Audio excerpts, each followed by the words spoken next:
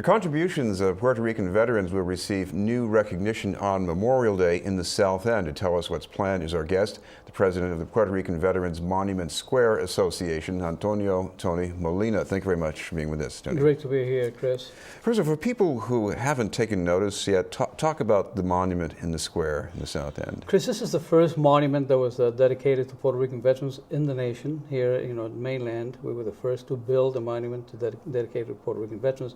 It's the first monument that includes the female. All the monuments you usually see have a male or two males or three males. This is a male and a female, the first one in the nation dedicated to Puerto Rican veterans. And we are going to be probably the first in the nation to have a Roberto Clemente bust in a veterans park. So we're going to be doing something on May 30th, that no other city or other states have done ever for Puerto Rican veterans. Help me with a little bit of the history here, because if you look at the size of the contribution, Puerto Rico is a small island territory, everything. So yes, we might think, well, the contribution wasn't that big. But if you look, for example, at the Korean War, I mean, what are we talking about? The losses that were involved? Well, per capita, we've lost more men than any other state in the nation. We have more Purple Hearts, more killed in action. The 65th Infantry Regiment is the highest decorated regiment in the country.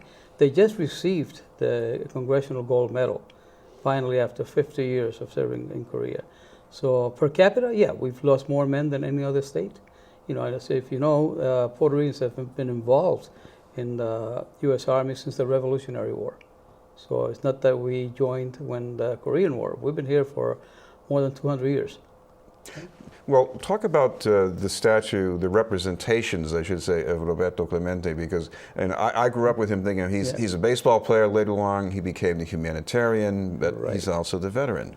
Well, we didn't know till about a year ago that Roberto Clemente was a U.S. Marine veteran. He spent 6 years in the Marine Corps. And we decided that, everyone honors Roberto Clemente because of his doings with Pittsburgh Pirates. And we decided we're going to honor Roberto Clemente for his doings as a U.S. Marine. And we built the bust it's going to be with a Marine Corps hat. And we're going to exchange the bust that we have there now that has a pirate hat. And we're going to donate that bust to the city of Boston so they can use it at the Roberto Clemente Park with the Pittsburgh hat. No problem.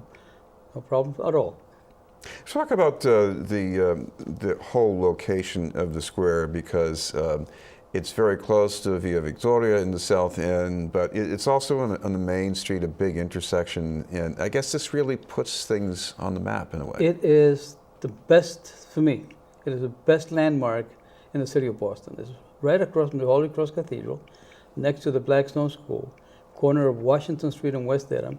We call it the entrance to Villa Victoria, where the first Puerto Ricans came back in the 50s to Boston.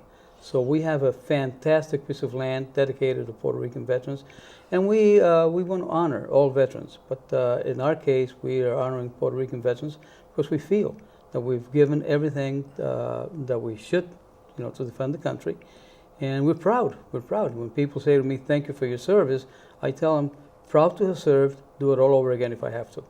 Well, you're going to be honoring one other veteran, yes, who was on the Boston Police Department. This is the first Latino that was killed in the line of duty back in 1976. Officer Maceira was killed.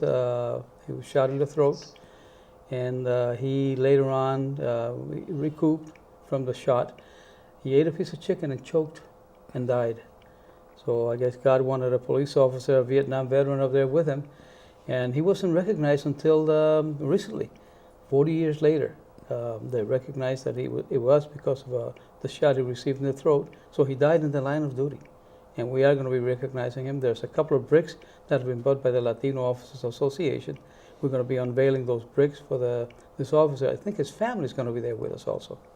You've been working on these commemorations for a number of years. Yeah. What's it like to be able to have this to pull people together? It's hard. It's hard because there are events that a lot of people say, well, they're veterans, we're against the war. And I say to folks, we're not honoring war, we're honoring people who served the country. A lot of fundraisers, because we have to maintain our monument there, we have to irrigate it, we have to put lighting and all that. So it's consuming, very consuming. I was just there now before I came here, cleaning up for the event that we have on the 30th. And if I may, I want to thank a lot of people who have helped us to maintain the park, especially the sheriff. The sheriff's office Steve Tompkins. Yeah. Steve Tompkins has been there. They cut the grass, they clean. The mayor of Boston, Marty Walsh, he's going to be our main speaker. And everyone who walks around the monument, once they go in, they say, what a beautiful monument. So we want to invite people to come and see it. It's unique, it's historical, so people should come and sit there. People come and have sandwiches there by the benches. And I say to folks, this is your monument as much as it's ours. So please, come join us the 30th of May, and let's honor those who fell in the line of duty, especially Officer Macedas, who's going to be honored that day. How does it feel getting some wider recognition like this? I mean, these are things that you've known yourself for a long time, and maybe people close to you, but for the general public, this is, off on the fringe. They're not aware what Puerto Ricans have done since, like I said before, the Revolutionary War. They're not aware that we are veterans, American veterans. And I was asked once, which insulted me, what army did you serve in? The United States Army. Actually, the United States Marine Corps, in my case. But we served the U.S. Armed Forces. Very proud. I joined the Marine Corps. I joined in Bridgeport, in Connecticut. And there's thousands of Puerto Ricans who joined from the island, and there's thousands of Puerto Ricans who joined from here, from the States. So it's interesting to when people ask you, which army did you serve in? Well, most importantly, what time do things get started on the 30th? On Memorial Day. Memorial Day, we're going to start at 3 o'clock.